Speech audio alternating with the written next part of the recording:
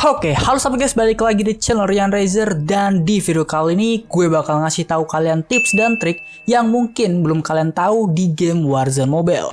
Sebelumnya gue bakal ngasih tahu ke kalian kalau mekanisme dari game Warzone Mobile itu nggak jauh berbeda dari versi PC maupun konsol. Hanya aja gue bakal ngasih tahu ke kalian, di sini gue itu mainnya di versi PC karena HP gue itu kentang anjir, nggak compatible cuy. Jadi ya kalau misalnya ada hal yang beda atau yang sama, kalian bisa komen aja di kolom komentar ya teman. Dan kalau misalnya masih ada permasalahan yang kalian tidak tahu, bisa komen juga, nanti bakal gue jawab cuy. So kita langsung aja ke videonya, let's go.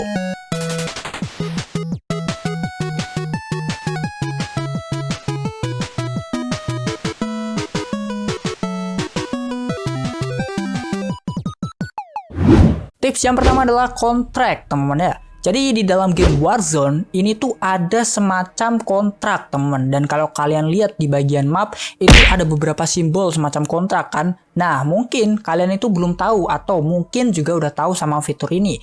Karena fitur ini merupakan ciri khas dari game Warzone sendiri.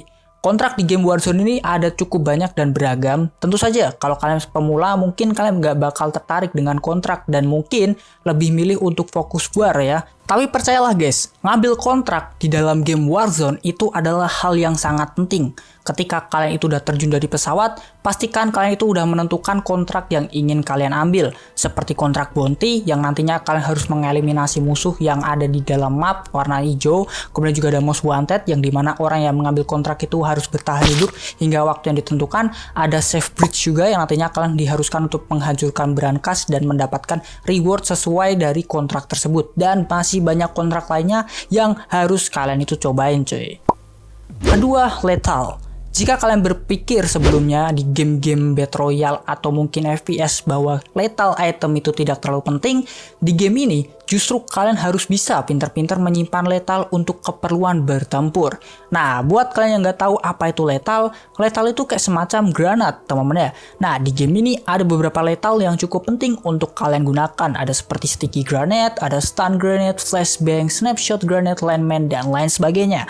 Nah, kalau misalnya kalian masih bingung apa itu stun grenade, apa itu snapshot grenade, landmine, atau yang lainnya, bisa komen aja di kolom komentar. Nanti bakal gue bahas satu persatu untuk setiap lethal ya. Nah, peran lethal itu begitu penting di dalam game Warzone ini guys. Apalagi ketika kalian itu mengeluarkan lethal yang kedua atau second lethal, kalian masih tetap bisa nembak cuy. Berbeda dengan ketika kalian main CODM. Pokoknya beda banget lah ya untuk mekanisme movementnya. Oleh karena itu, lethal ini tuh sangat penting untuk kalian gunakan dengan sebaik-baiknya. Ketiga, sprint dan tactical sprint. Well, mungkin ini nih yang ditunggu sama kebanyakan player CODM kala itu, yaitu tactical sprint. Nah, apa sih bedanya dengan sprint biasa? Jadi, sprint biasa itu ya kayak lari doang guys, dengan kecepatan yang cuman sekiranya itu 50%. Sedangkan tactical sprint itu adalah lari dengan sekuat tenaga, yaitu menggunakan 100%-nya, yang dimana nantinya animasi tangan kalian akan mengangkat senjata ketika berlari. Nah, selain sprint, ada fitur walk juga di Warzone yang tentu saja berperan penting di dalamnya.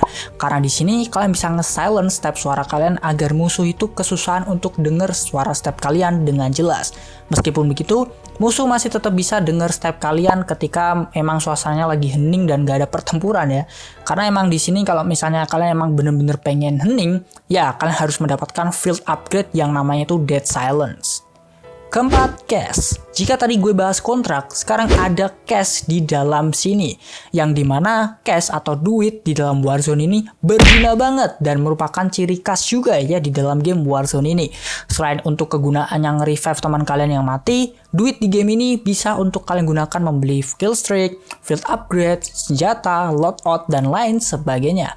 Nah, cash bisa kalian dapatkan dengan cara looting biasa atau juga kalau kalian pengen dapetin dengan banyak biasanya ya, duit itu ada di lootingan mesin kasir teman-teman atau menyelesaikan kontrak yang tersedia. Nah, manfaatkan cash ini dan jangan dipakai di early game karena nggak terlalu berguna kalau kalian makainya di early game. Kecuali kalau kalian udah di awal-awal dapat duit banyak, bisa beli lotot, nah mending langsung aja beli lotot teman-teman. Tapi kalau kalian misalnya pengen beli UAV atau hal lainnya, mending jangan dulu di awal-awal. 5. Random event. Di dalam game Warzone itu ada yang namanya random event ketika kalian tuh lagi match, tergantung gimana sistemnya.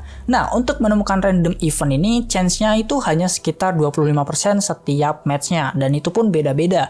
Biasanya sih yang paling common itu antara loadout drop ya, jadi kayak semacam airdrop tapi di dalam Warzone itu namanya loadout drop, teman-teman. Nah, di sini juga kalian bisa mendapatkan random event semacam prison break yang nantinya itu ketika teman kalian mati atau kalian itu belum di revive dan teman kalian itu nggak punya duit, di event prison break ini nantinya kalian bisa hidup kembali tanpa menggunakan uang gitu, teman. Ada cash drop juga yang nantinya bakal ngasih duit gitu ya, ngedropin duit. Ada zone split yang nantinya bakal terbagi antara AB hingga ABC dan lain sebagainya. Keenam, Gulag. Berbeda dengan game Battle Royale lainnya yang kalau mati langsung mati atau mungkin nunggu di revive atau bahkan gak bisa di revive sama sekali sama teman kalian, Warzone ini masih memiliki ciri khas lainnya, yaitu ketika kalian mati, kalian nanti bakal dibawa ke Gulag untuk pertarungan 1v1 atau by one. Itu juga berlaku di solo ya teman-teman ya, atau ketika kalian tuh gak punya temen gitu kan, kalau kalian mati tetap bakal dibawa ke Gulag.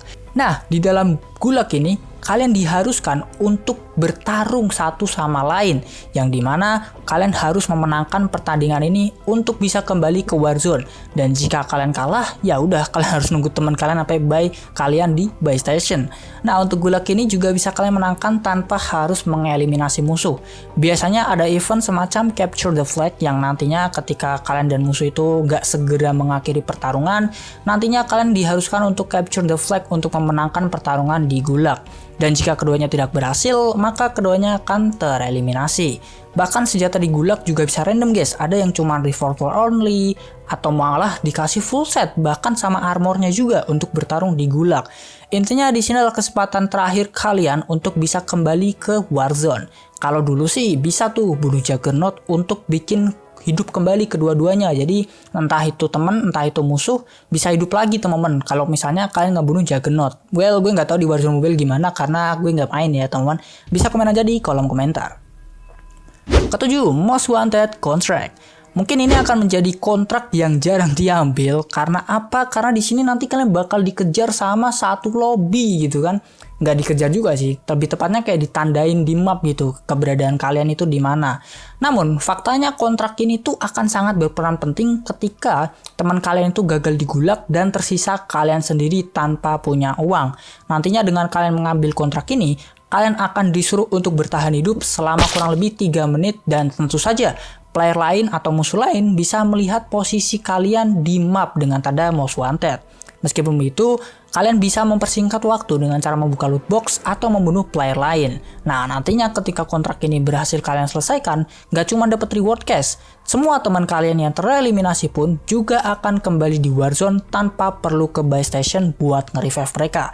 Oleh karena itu, kontrak ini sangat penting nantinya agar kalian bisa nge-revive teman kalian yang telah mati, meskipun itu 3 orang sekaligus guys. Kedelapan, Gas Mask. Berbeda dengan zona di game Battle Royale lainnya, di Warzone, zona ini tuh akan dibatasi dengan sesuatu berupa gas beracun, yang dimana jika kalian tuh berhasil mendapatkan gas mask, maka kalian masih bisa tetap bertahan di luar zona dengan durasi gas mask tersebut. Setahu gue sih ada 2 gas mask ya di dalam game ini, yaitu ada gas mask biasa dan juga ada durable gas mask. Yang perbedaannya tentu aja pada durasi waktu penggunaan, yang dimana durable gas mask itu bisa kalian gunakan jauh lebih lama dibandingkan gas mask biasa guys. Jadi jangan panik kalau misalnya kalian di luar zona dan kalian punya gas mask. Manfaatkan waktu kalian untuk berpikir dan mengambil rencana selanjutnya. 9. Zona. Karena sebelumnya gue bahas soal gas mask, gue juga bakal bahas zona di Warzone. Bakal ada hal-hal yang mungkin bikin kalian kaget sama sistem zona di dalam game Warzone ini.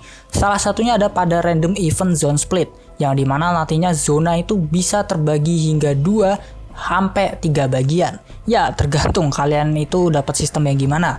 Dan di sini kalian tinggal nentuin aja mau di zona mana. Yang penting adalah kalian masuk ke zona, guys. Tapi nggak cuma itu. 3 circle terakhir biasanya bikin kalian kesel.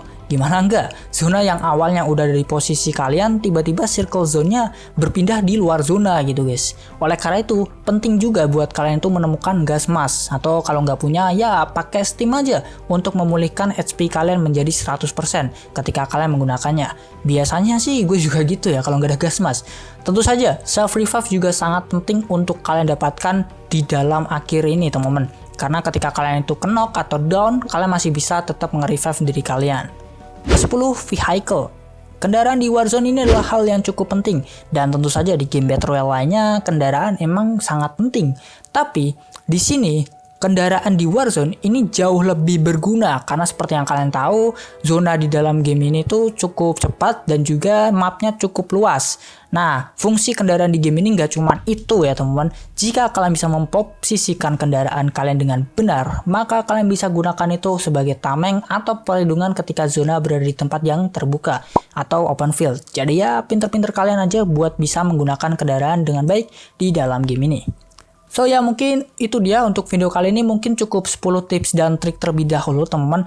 Kalau kalian emang merasa gue pengen bikin video kayak gini lagi dan merasa bermanfaat dan pengen ada lanjutannya, bisa langsung komen aja di kolom komentar dan gue bakal bikinin part selanjutnya karena masih ada banyak hal-hal yang pengen gue bahas berupa tips and trik Warzone Mobile ke depannya. So ya mungkin videonya cukup segini dulu, jadi jangan lupa tinggalkan like, share, comment, dan subscribe. Thanks for watching the video and see you next time.